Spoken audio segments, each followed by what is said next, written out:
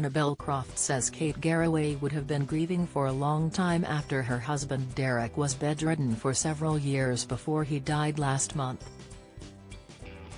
Annabel is still coming to terms with the death of her own husband Mel Coleman, who died in May 2023, just weeks after being diagnosed with cancer. By contrast, former political lobbyist Derek died in January after suffering long-lasting symptoms from coronavirus, which had first seen him hospitalized in March 2020 when he suffered multiple organ failures.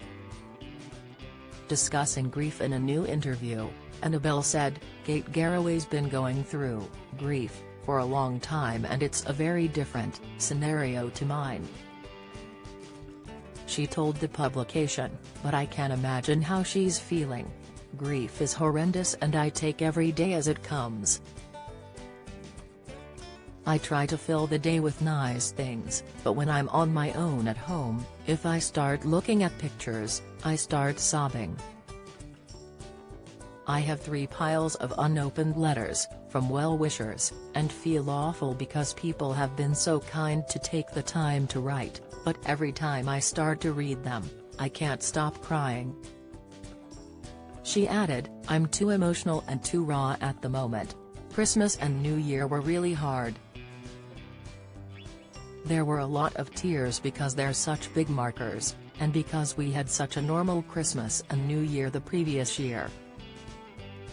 Annabel continued, "We were a tight little unit anyway, but losing Mel has brought me closer to my children. We have our set places at the dinner table. It's like the 3 bears. Mum sits there, Dad always sat there, and the kids in the middle, and when we sit around that table for meals, we talk about Mel and his amazing humor, and that keeps him there." Annabel looked slim and stylish in the accompanying magazine photo shoot. But she admitted her children, 2 daughters Amber Rose, Lily and son Charlie, were worried about her losing weight on Strictly and the subsequent tour. She said, "My kids were getting worried because during Strictly I went really scrawny. I couldn't keep weight on with 8 hours of dance a day. I lost about 10 pounds. It's probably gone back on now.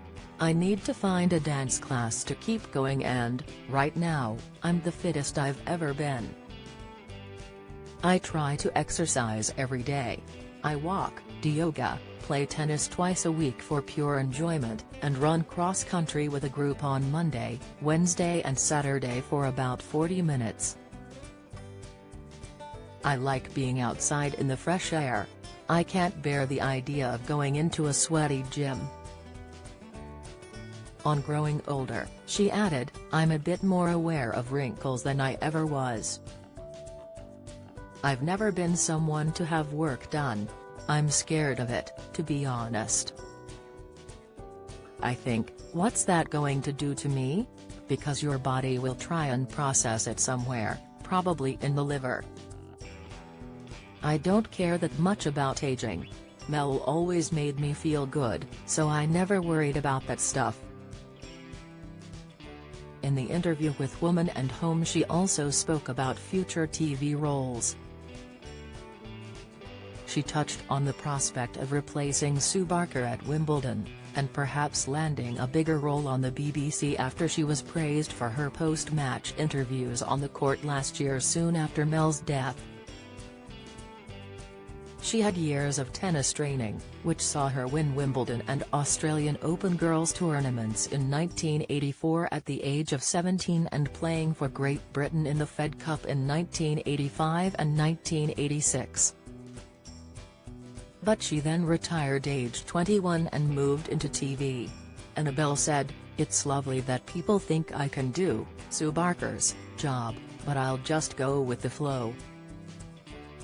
I've covered Wimbledon for 25, maybe even 30 years, so I'll enjoy doing it in whatever capacity. It was the first year I hosted the trophy ceremony at the end of last year's tournament. The most tragic thing was that Mel went before I did it. He had been beyond excited, so I was never going to pull out because he would not have wanted me to do that. The April issue of Woman and Home is on sale Friday, March 1st. Follow Mirror Celebs on TikTok, Snapchat, Instagram, Twitter, Facebook, YouTube and Threads.